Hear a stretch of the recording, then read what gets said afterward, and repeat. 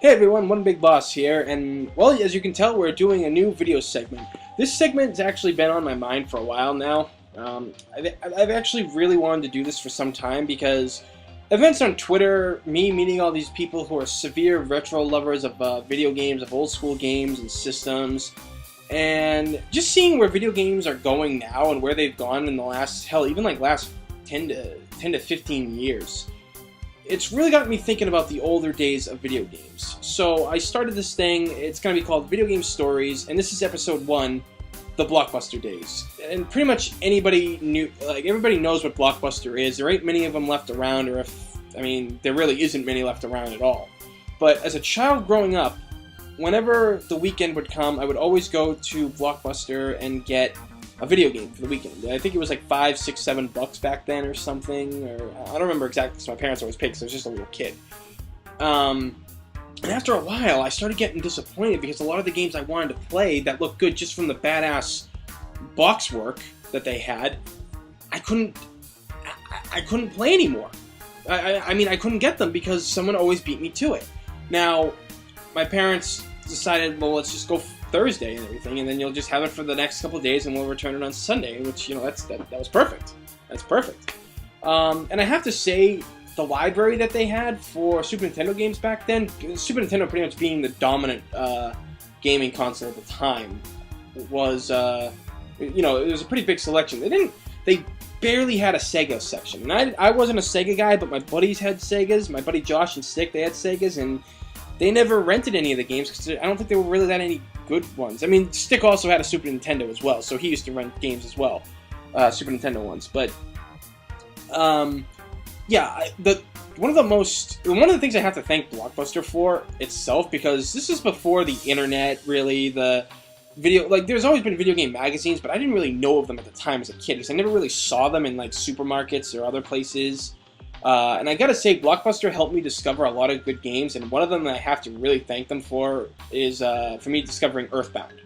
Earthbound was a very, very different RPG game. It was just a very different game in general from all the other games I was playing on the Super Nintendo, like Legend of Zelda, Link to the Past, Chrono Trigger, and all these other games on there, like Super Mario World. And it was just it was a really interesting game to play. It was funny, it was witty, it was humorous, it had its dark tones.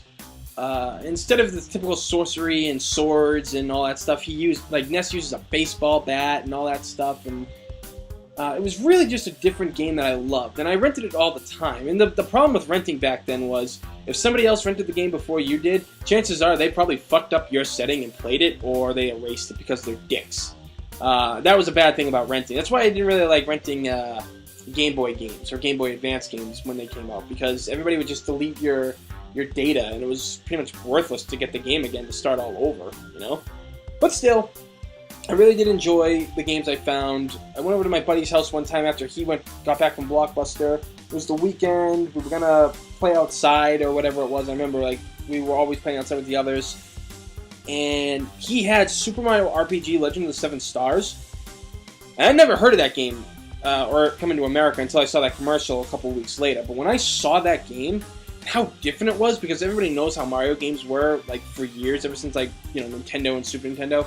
And then at the end of that Super Nintendo era, when they made that game, it was something phenomenal. It's still one of my favorite games of all time. So I got lucky and was able to rent it. It was a popular game, so I didn't get to rent it that much. But when I was a couple years before that, Mega Man X was actually a game that I discovered. Now, I didn't know about X at all. I think I may have discovered it like a year after it came out or something. But I went in there to Blockbuster, and I was talking to the guys that were working there, and then I was going through the place and everything, and all of a sudden, there it was on the shelf, Mega Man X. The box art was really strange. It looked like Mega Man, except he was armored up severely. So I didn't really know what to think, because I played Mega Man games before.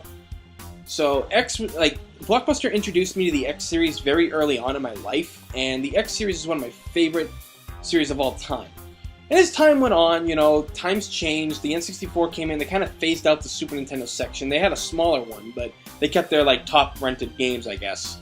And the N64 one was nice because there were a lot of good games that I remembered, but the fact that they allowed you to rent the N64 system, that was really awesome.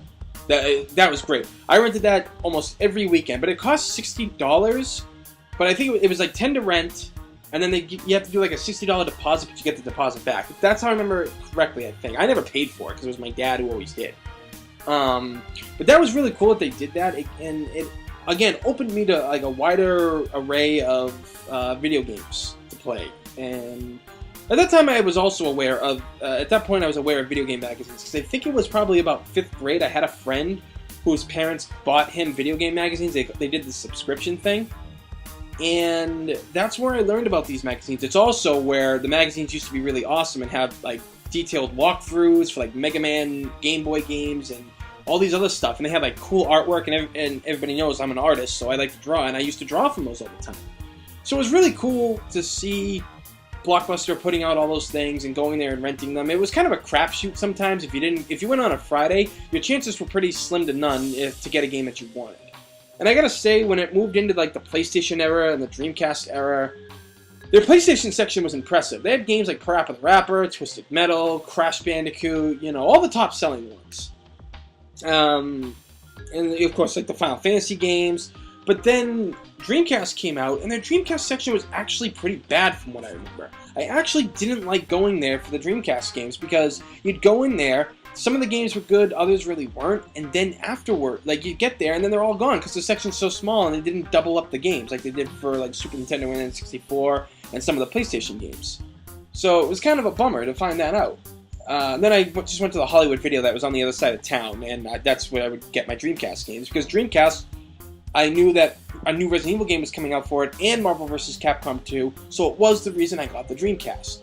But regardless, Blockbuster still had many, many fond memories, and unfortunately, when the one in my town was closing up, I had a friend who was working for them at the time, and she was working at like various different ones that kept getting shut down. The running joke was she was the plague, and she was shutting them all down every time she went to work for them. But she would always tell me when they were having these sales on games, and I went in there and I bought out their PlayStation section as best I could. At the time, I wish I had more money because there were some games I couldn't get. But again, Blockbuster was a really good thing for me as a child, and probably a lot of other people too. So my question is now, to all my fans, all my watchers, subscribers, what was your favorite game that you rented as a child? Or what was your best Blockbuster memory? Or what was your best memory in general of renting a game from a store that was Blockbuster? Or was it Hollywood Video? Was it Massive Video? Any of those other like little mom and pop video rental stores? Let me know in the comments below because I'd really like to know. Because again, a lot of people on Twitter have been making me think about this, and it's really gotten my attention to talk about some retro games and retro memories. So video game stories will continue. I don't know how often they will. I guess it's just when I look back on the memories of my games and my childhood kind of thing. So everybody, please subscribe, thumbs up the video, all that jazz. Thanks for watching. Cannot appreciate all my fans who watch me and what I do here, and with all the Let's Plays and reviews, I just can't thank you enough for the feedback that I get from people. So again, thanks everybody, I'm One Big Boss, and I will see you all next time.